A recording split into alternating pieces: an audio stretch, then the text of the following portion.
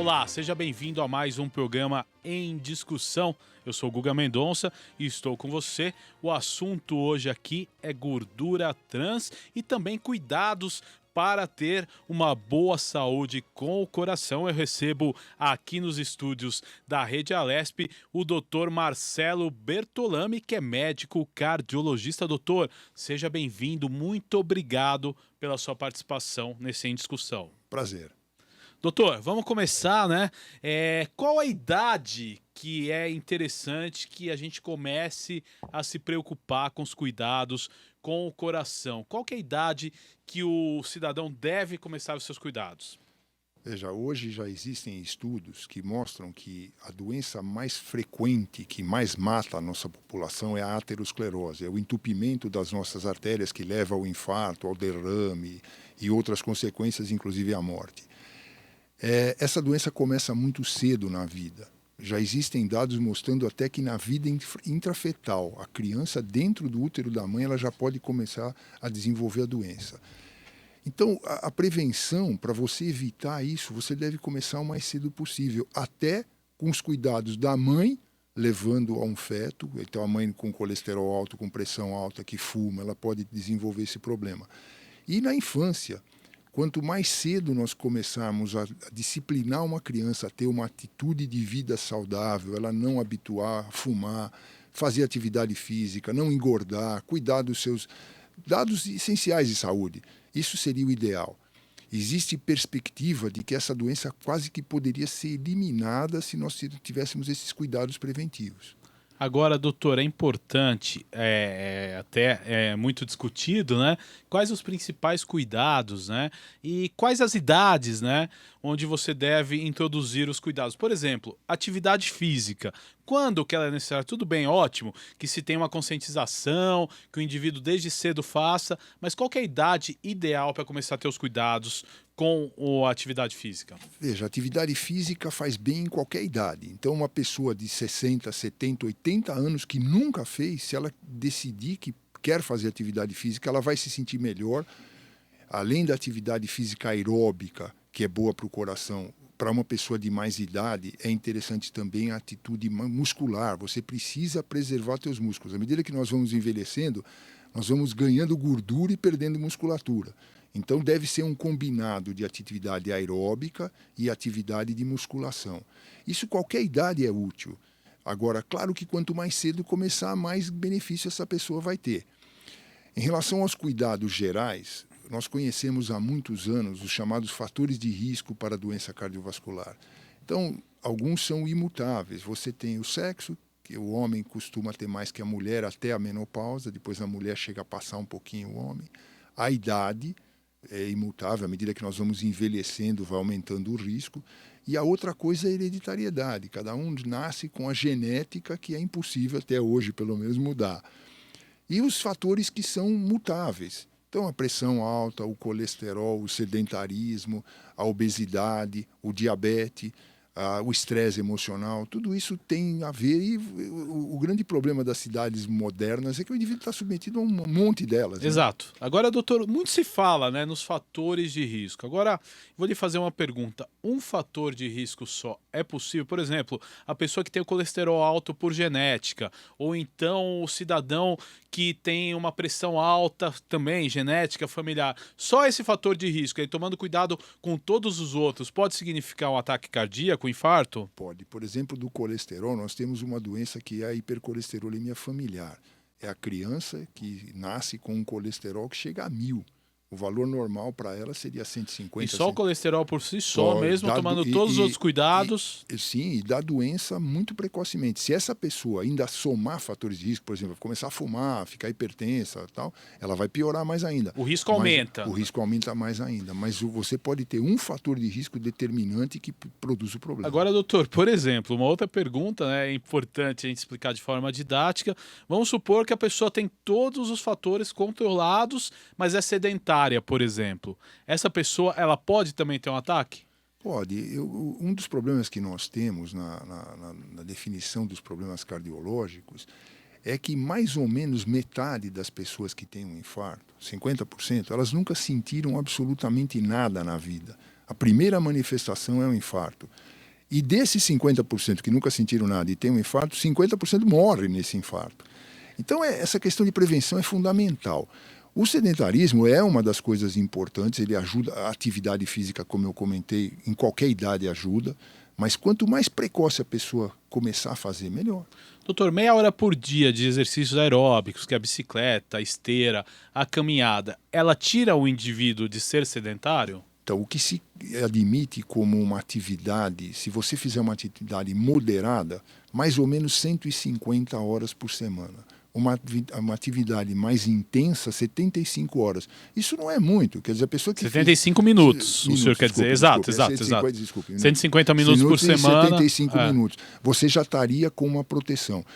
Existem dados que também a atividade física feita intercalada. Você não precisa pôr um tênis, ir para Ibirapuera e correr 1 hora. Se você subir escada de manhã, de tarde, durante o dia andar um pouco, andar de bicicleta, a atividade vai se complementando. Isso tudo ajuda. Quer dizer, 150 minutos por semana já é suficiente para tirar o indivíduo do sedentarismo. Já ajuda demais. Agora, claro que tem que controlar os outros fatores. Claro. Não adianta nada fazer exercício e continuar fumando. Sim. E o cigarro é o grande vilão hoje, doutor? É um dos maiores vilões. E a quantidade de cigarro, o tempo que o indivíduo fuma é terrivelmente importante. Nós temos dados que o risco do fumante, se ele fumou alguma vez na vida, ele nunca perde, mesmo abandonando o cigarro, ele vai ter mais chance de câncer, principalmente câncer de pulmão. Mas para o coração, de 5 a 10 anos ele chega a zerar o risco. Quer dizer, você chega a ter Você consegue se recuperar, né? Da pessoa que nunca fumou.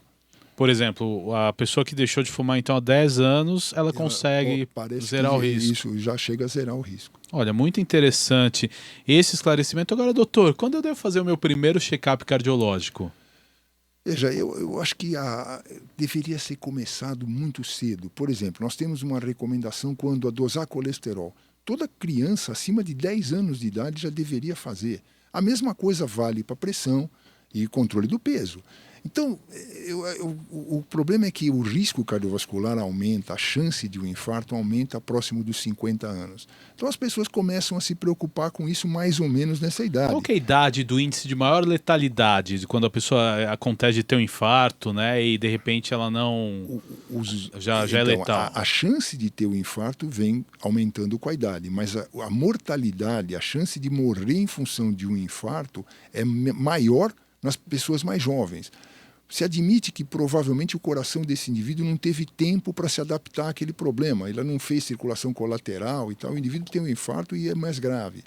Então isso é um problema, e nós temos no Brasil uma mortalidade de jovens muito grande, principalmente de mulheres jovens. O que seria jovem que o senhor fala, entre 18 e 30 anos? 30 anos. 30. Sim.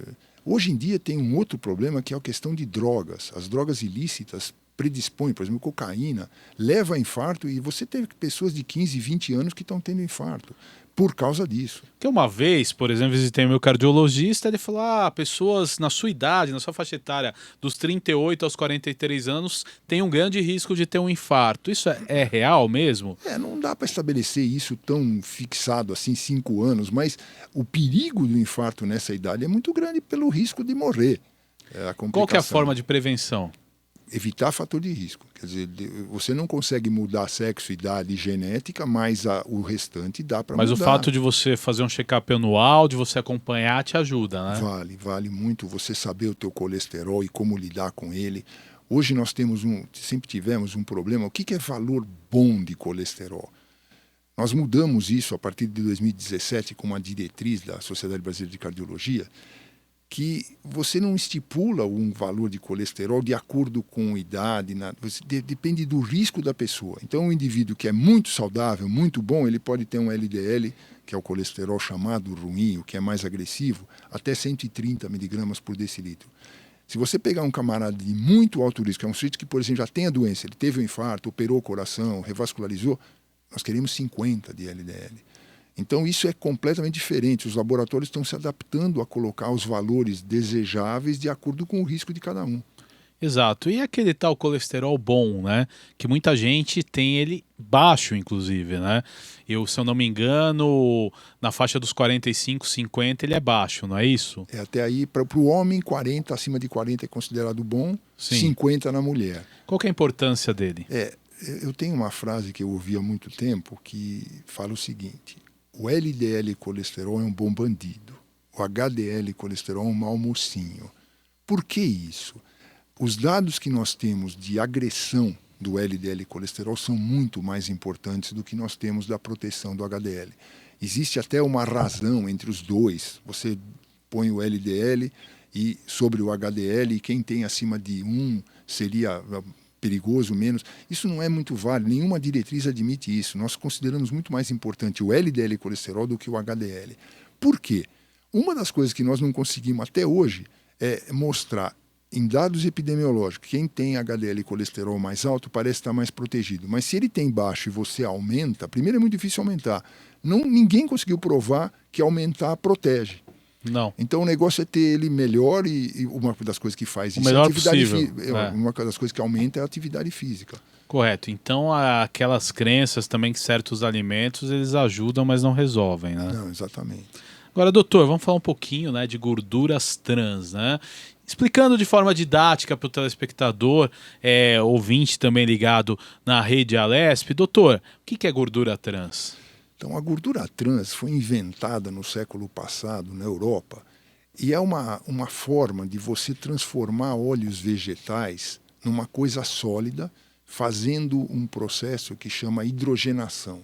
Isso geralmente é conseguido ou de você adicionando uma substância química, por exemplo, níquel no óleo, ou elevando esse óleo a uma temperatura muito alta. Qual é a vantagem que a indústria de alimentos observou e usa dessas gorduras trans? Elas são crocantes, elas aumentam o tempo de conservação do alimento, elas são mais saborosas, elas custam pouco. Então isso foi um problema que foi sendo introduzido ao longo dos anos, a indústria foi usando para fazer uma série de alimentos que nós consumimos aí diariamente. Então, tudo que é crocante... Ele tornou o alimento mais barato, mais acessível... E por um tempo de conservação maior. Entendo. É tudo que eles querem, fica mais barato, né? Exato. Então vamos entrar mais no tema. Quais os principais malefícios que eles podem causar para a saúde a curto, a médio e a longo prazo? Bom, o que nós sabemos? A gordura trans, a gordura hidrogenada, ela aumenta o LDL colesterol, ela abaixa o HDL colesterol, quer dizer, ela está fazendo o sentido inverso do que nós gostaríamos. Aí vem de quebra, ela aumenta os triglicérides e ela tem uma propriedade de levar a um processo inflamatório, ela aumenta a inflamação, que nós sabemos que a inflamação dos vasos é uma coisa super importante em definir evento cardiovascular. A inflamação dos vasos, doutor, sem cortá-lo, ela é diagnosticada através de que exames? O exame prático que nós fazemos é a proteína C reativa ultrassensível, que é uma maneira de você determinar a inflamação. O grande problema desse exame é que ele é inespecífico. Ele vê qualquer tipo de inflamação. Exatamente. Então existem as chamadas interleucinas, que também podem ser dosadas, mas de modo prático, hoje a forma é a proteína C reativa. A maioria das nossas diretrizes ainda não instituiu a PCR, a proteína C reativa, como uma forma que deve ser feita. Nós sabemos sobre colesterol, sobre pressão, cigarro, está muito definido. A PCR ainda está... Então, um indivíduo, por exemplo, que tem a proteína C reativa um pouco alterada, não quer dizer nada. Se ele tiver, por exemplo, uma gengivite, ele tem uma unha inflamada, pode fazer isso. Então, o problema é que é muito inespecífico. Agora, existe já estudo que se você pega pessoas que têm um risco cardiovascular aumentado por causa da PCR alta e você abaixa isso com um medicamento específico, que não mexe em mais nada, você reduz o risco cardiovascular. Exato, muito interessante, doutor. Agora voltando, né, a gente falar dos malefícios da gordura trans a curto, médio e longo prazo, o que o senhor acha aí a longo prazo?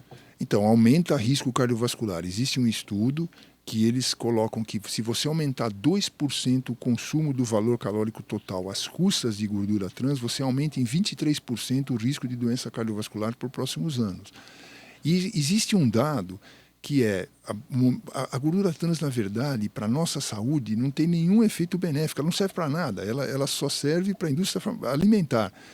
Para nós, ela pode só fazer mal. Então, o ideal seria banir completamente. Ela torna o alimento mais gostoso, mais crocante, mais gostoso, maçudo. É aquela batata do fast food, por exemplo. Exatamente, é uma das coisas que se usa gordura hidrogenada.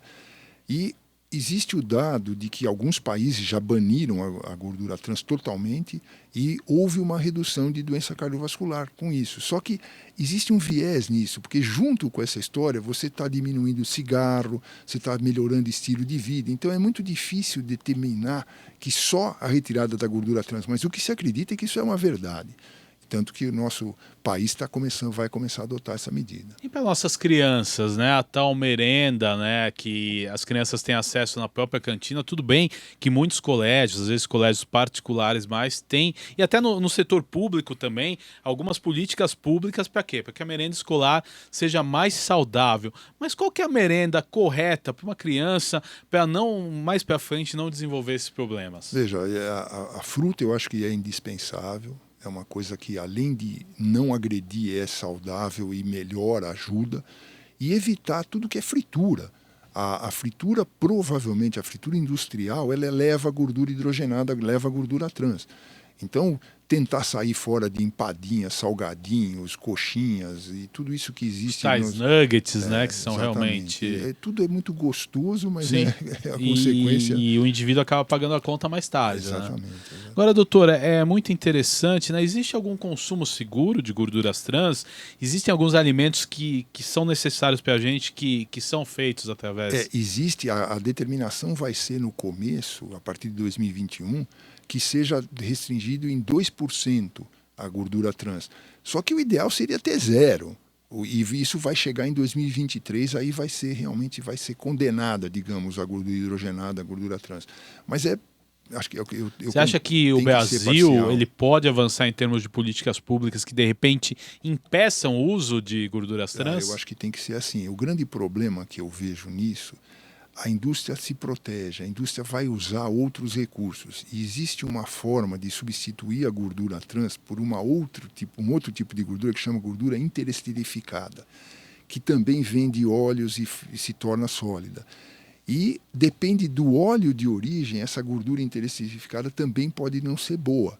Então, além do governo ter que ter cuidado com a implantação de não usar a gordura trans, ele vai ter que ter cuidado de ver o que eles vão usar em substituição. Agora, doutor, é muito interessante ainda dentro desse assunto, existe alguma gordura que é segura a gente consumir? Então, existe as gorduras insaturadas, porque a trans é uma insaturada, mas ela sofre uma modificação. Existe a forma, isso é uma forma isométrica, que é a forma cis e a trans. A trans é a ruim, a cis não. Os poliinsaturados, as gorduras poliinsaturadas, são gorduras saudáveis. A monoinsaturada, o exemplo maior é o óleo de oliva, o azeite de oliva, a gordura do abacate, as nossas nozes, castanhas. Mas isso torna seguro você consumir uma fritura com esse tipo de gordura? Fritura não é adequado, não porque você pode prejudicar um pouco o tipo de insaturação e transformar numa E o tal óleo de coco? Esse é um veneno total. Pois ele é um problema. É importante a gente esclarecer isso. Hoje está sendo muito... Primeiro, né, na indústria, nas redes sociais, se divulga como uma coisa maravilhosa para o cidadão. E depois se descobre que é um malefício. O óleo de coco, porque a gordura vegetal, em geral, é mais saudável. Ela se torna menos saudável, e a trans, quando ela é processada pela indústria. Normalmente, a gordura vegetal é boa. Mas no caso do óleo de coco, ele tem gordura saturada, que é a mesma coisa que você encontra nos laticínios e nas carnes gordas. Quer dizer, você acha que está fazendo um bem para a sua saúde, na verdade é a mesma coisa se estivesse consumindo um alimento bem perigoso, né? Acabei de ver agora um estudo de 2020 que eles falam que o óleo de coco aumenta LDL e colesterol. Eles não têm ainda a definição de que ele aumenta o risco cardiovascular, mas o fato de aumentar o colesterol LDL, provavelmente ele vai levar a mais risco. Doutor, a população, né, às vezes vive de algumas culturas, né? Por exemplo, no meu tempo de infância, minha avó falava, não coma ovo que aumenta o colesterol. Aí passa-se um tempo, diz, o ovo é saudável. Como a pessoa deve lidar com essas crenças? E aí entra também na história do óleo de coco, que realmente foi vendido como um benefício, etc e tal, e na verdade não é bem isso, né? O ovo passou de vilão a ser uma coisa mais aceitável. Por quê? O que nós sabemos? A influência do colesterol alimentar, que é o caso do ovo, ele é rico, a gema do ovo é rica em colesterol, essa influência no LDL e colesterol é menor do que se imaginava. É muito pior a gordura trans ou a gordura saturada do que o colesterol alimentar. Só que isso tudo tem um limite. Então, se você falar, posso comer um ovo de vez em quando, tudo bem, provavelmente não vai te fazer mal. Agora o cidadão também faz aquela dieta que é 6 ovos de manhã, mais 4 à noite. Quer dizer, tudo que é em excesso causa mal. Exatamente. Então, não é que possa comer ovo à vontade, mas o ovo deixou de ser aquele vilão. E é uma proteína excelente, né, de boa qualidade. Agora, doutor, muito importante também a gente perguntar qual que é a dieta mais indicada para manter uma boa saúde cardiovascular. Veja, todas essas dietas da moda são complicadas, porque é muito difícil o indivíduo fazer uma alimentação forçada ao longo dos anos. Ele faz 1 mês, 2, 3 e depois ele desiste. Então, o que seria a dieta adequada? Uma dieta balanceada. Você deve ter cereais, legumes, verduras, frutas, proteínas de origem animal com moderação de laticínios e carnes, procurando evitar a quantidade de gordura desses alimentos. Então, quanto mais colorido for o prato, quanto mais variedade você tiver, melhor ele é. Agora, doutor, cada organismo funciona de um jeito ou dá para ter uma regra mesmo? Não, cada um é cada um. Não tem jeito, não né? tem jeito de você estipular. Por exemplo, o exemplo do ovo. Você tem gente que consome ovo e o colesterol não sobe. E não sobe, e o outro... Eu cheguei a ver um fisiculturista que chegou a campeão mundial.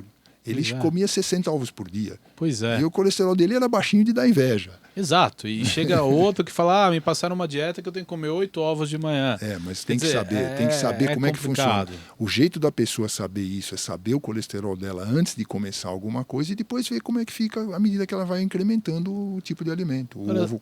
Doutor, outra pergunta que fica aqui que é importante a gente fazer, qual que é o maior vilão do coração? O senhor vai elencar só um, é o pior. Qual que é o pior?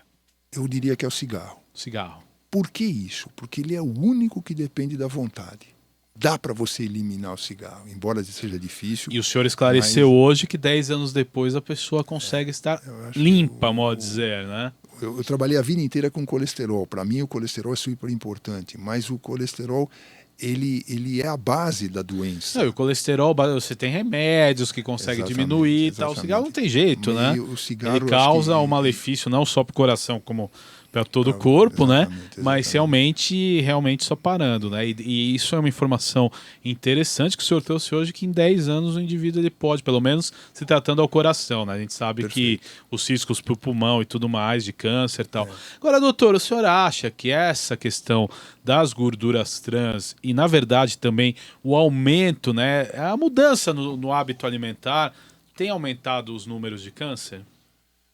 Em termos de câncer, eu não sei te dizer especificamente. Claro, até porque não é sua especialidade principal. Mas a questão que hoje está se conseguindo, o risco cardiovascular vem diminuindo, porque nós temos atitude contra fumo, nós temos um melhor controle embora ainda muito precário, mas controle da pressão arterial, do diabetes, do próprio colesterol, com os medicamentos que nós dispomos. A incidência de câncer é um problema, porque os métodos de diagnóstico, por exemplo, você pega o câncer de próstata do homem, parece estar aumentando, mas provavelmente não é isso. Os métodos de detecção são maiores, né? Mais. A mesma coisa e o câncer isso ajuda de tireoide. O quê? Que seja tratado a tempo, exatamente. Né? Na maioria dos casos, é né? um benefício, exato. Mas ao mesmo tempo o número está aumentando. Exato, e você chega num outro ponto essencial também, que o pessoal falava, tal doença não tinha cura. E agora tem. Por quê? Porque se diagnostica de uma forma, né, rápida, né? Exatamente. E isso, o senhor, praticamente todas as doenças, né, com diagnóstico precoce, a chance de cura é maior, né? Sem dúvida, perfeito. Agora, doutor, um outro fator importante, né? Muita gente faz o seu exame lá, estou com meu colesterol bom.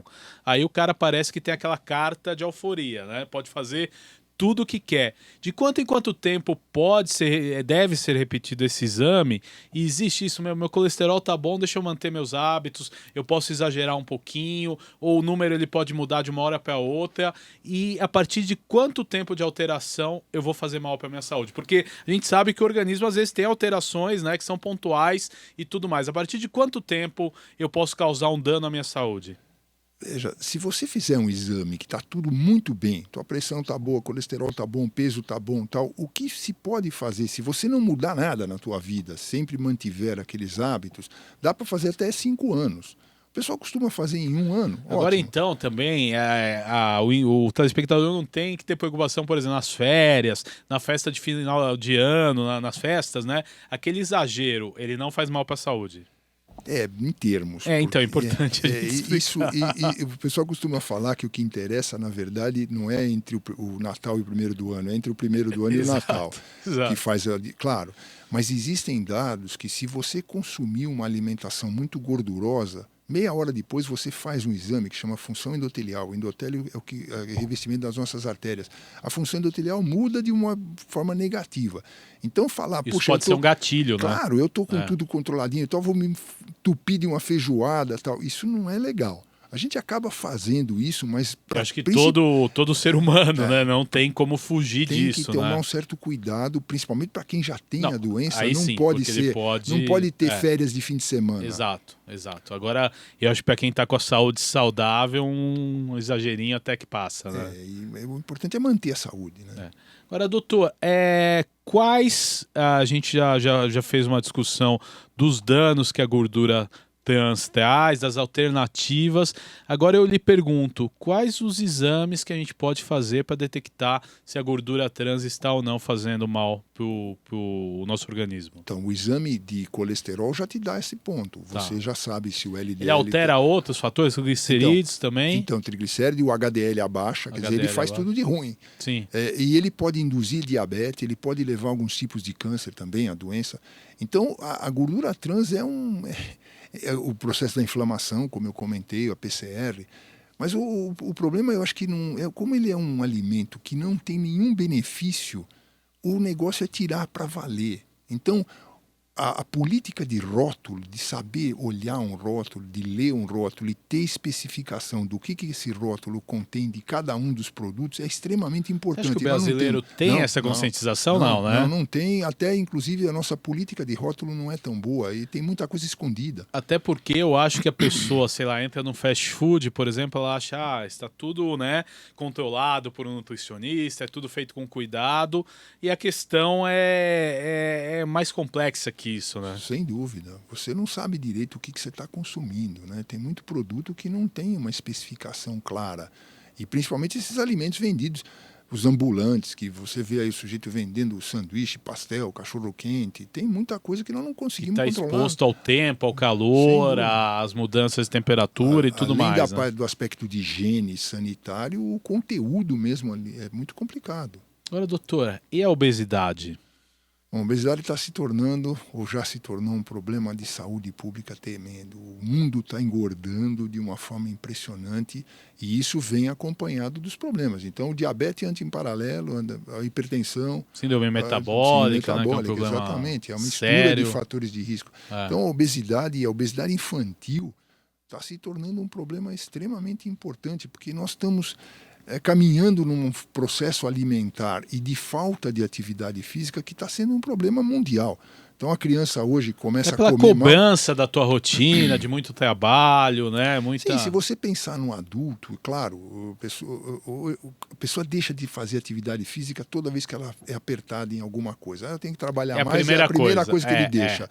Mas na criança, a criança fica no computador ou na televisão horas, ela não tem atividade física e muitas vezes come muito mal. Então, a obesidade infantil já está ficando endêmica. Nós estamos tendo um problema enorme. Realmente é um fator a ser observado, né? E a gente puxa, né, realmente o tema para conscientização. Por quê? Porque os pais têm que ter essa consciência, né?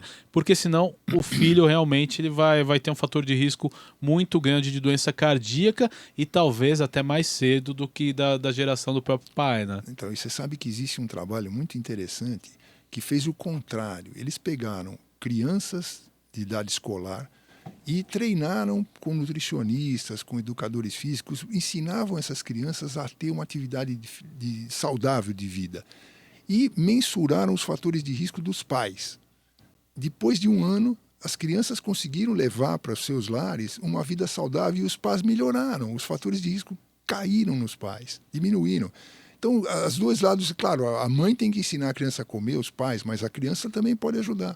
Agora, doutor, estamos chegando nos momentos finais desse Em Discussão de hoje, um tema muito importante a ser abordado, mas agora eu quero que o senhor faça um resumo e dê as dicas, né, para quem quer começar o ano. Estamos começando o ano, né, verão brasileiro. Quem quer começar um ano em dia com o coração, o que ele deve fazer? Então, eu acho que tem que pensar, tirar um pouco essa síndrome do super-homem, que o infarto dá no meu vizinho, no meu parente, mas em mim não. Então, cada um deve ter cuidado. O homem brasileiro se cuida muito mal, a mulher é um pouco melhor. A saúde da mulher, em geral, ela se cuida melhor. Então, a recomendação, pense nisso, cuide da sua saúde, visite um médico, eventualmente um nutricionista ou um educador físico para começar uma atividade física, mas pensar nos fatores de risco para tentar melhorar isso, porque nós podemos praticamente eliminar o risco da doença cardiovascular. O senhor acha que isso é possível, doutor? Eu realmente acredito. Eu não sei quantos anos vai demorar, mas se nós Você acha que para as próximas gerações nós estamos caminhando ao contrário. Infelizmente, nós estamos caminhando Está aumentando os riscos, né? Mas se fosse com disciplina, com cuidados, talvez zerasse o problema. Uma das coisas que já conseguimos melhorar é o cigarro. A mortalidade de algumas cidades está diminuindo porque o cigarro está sendo banido aí dos ambientes públicos. E praticamente isso, né? Tem gente que vem de uma geração de fumar era bonito, né?